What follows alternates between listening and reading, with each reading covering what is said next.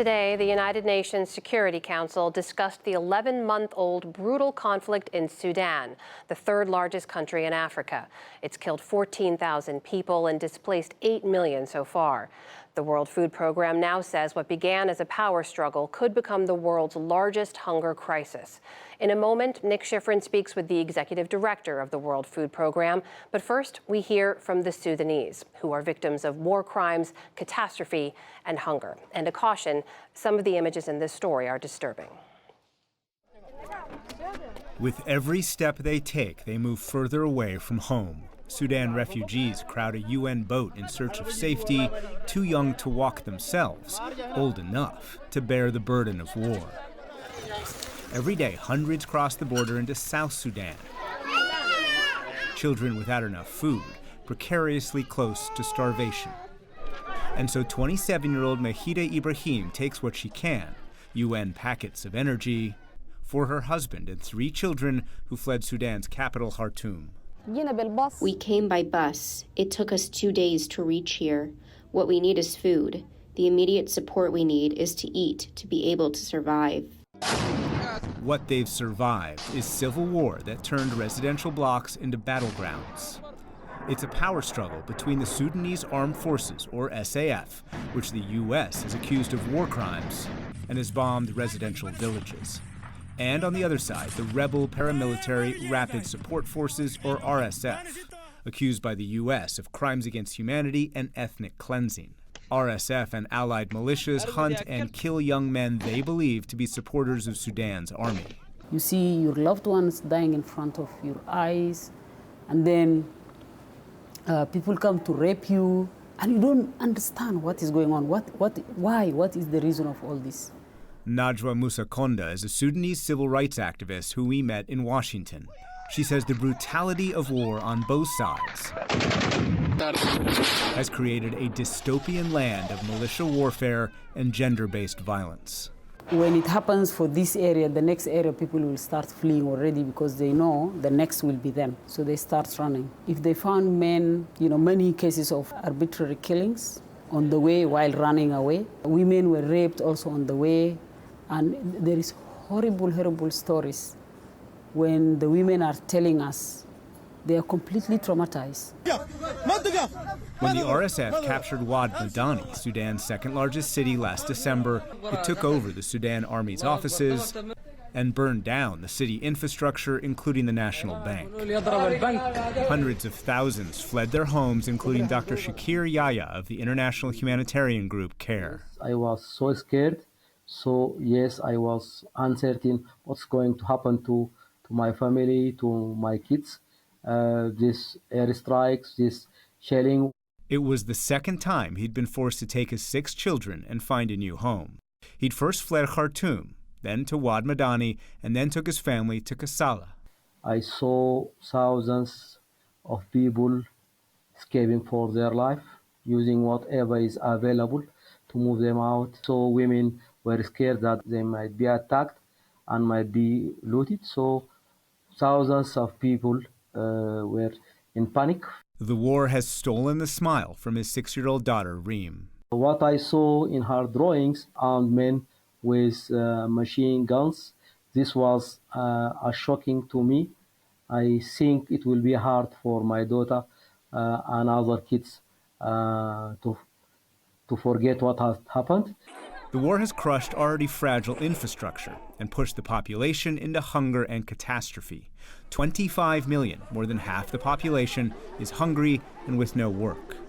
You have a huge economic crisis. It's incredibly difficult to make a living at the moment in Sudan, and the public services are down. Jean-Guy Watteau is the head of Doctors Without Borders in Sudan. He spoke to the NewsHour from Wad Madani. Food used to be produced, a lot of it in Sudan, and the next problem we will face is crops have been extremely bad for the past year, and all the specialists warn that famine is looming for 2024 in Sudan. And joining me now from South Sudan is Cindy McCain, the Executive Director of the World Food Program. Executive Director McCain, thank you very much. Welcome back to the NewsHour. Let's talk about South Sudan, where you visited today, in a minute. But I want to ask the overall question first. What is the state of the humanitarian catastrophe that the war in Sudan has created? The place I'm in today and the surrounding refugee camps have the possibility of becoming the world's largest hunger crisis very soon. We saw people, not only refugees coming in, but people that were returning, all who had suffered unbelievable difficulties getting to where they're at now. And most of all, they've had no food. And as you know, we've had to cut rations. And so we are in a predicament now where we've got so many people sitting here. We're this close to famine, and children are dying of malnutrition every day here. You've had to cut rations because you haven't received from the international community the funds that you've been asking for. And the location that you visited today, Rank, is where 85% of those fleeing Sudan cross the border. What are the stories that you hear from these people? I sat next to a grandmother who had her grandson on her lap, and she had lost her entire family. And the stories that she told and the angst, just she's in a terrible situation, as were all the other women in the room that I was talking to. I'm here today to make sure that we remind the world that this crisis is happening and that it's real and that we need help. We cannot forget about Sudan and South Sudan. The extent of the problem is enormous. 1 in 5 children at the transit center that you visited today are malnourished. Are they getting what they need? Well, once they get to the transit center, yes, we can help the very seriously malnourished and those infants and pregnant mothers also. But it's not enough because we can't do it for long term. With our infants, we do try to obviously take care of them much longer. But we need more. And I can't do it unless the world community steps up and pays attention to what is going on in this region. The State Department called out both sides of this conflict. For, quote, the obstruction of humanitarian assistance. The State Department says the Sudanese Armed Forces has been prohibiting cross-border assistance, and the Rapid Support Forces are looting homes, markets, and humanitarian warehouses. How big of a challenge does that make your job?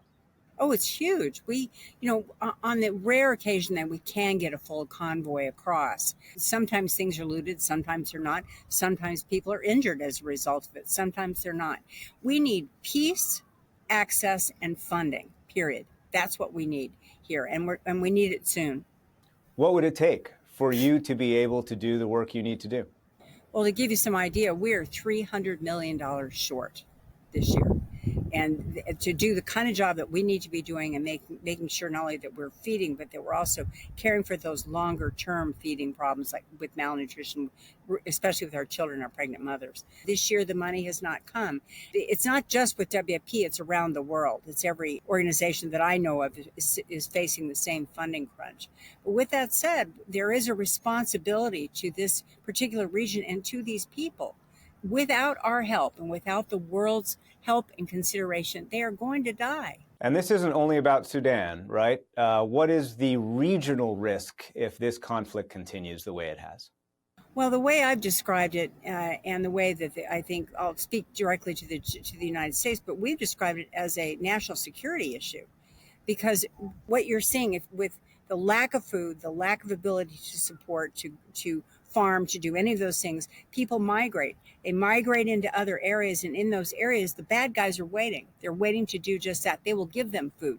They will take their children, or families will wind up selling their children for one reason or another, just so they can get food. That's what we're up against. Cindy McCain, Executive Director of the World Food Program, thank you very much. Thank you.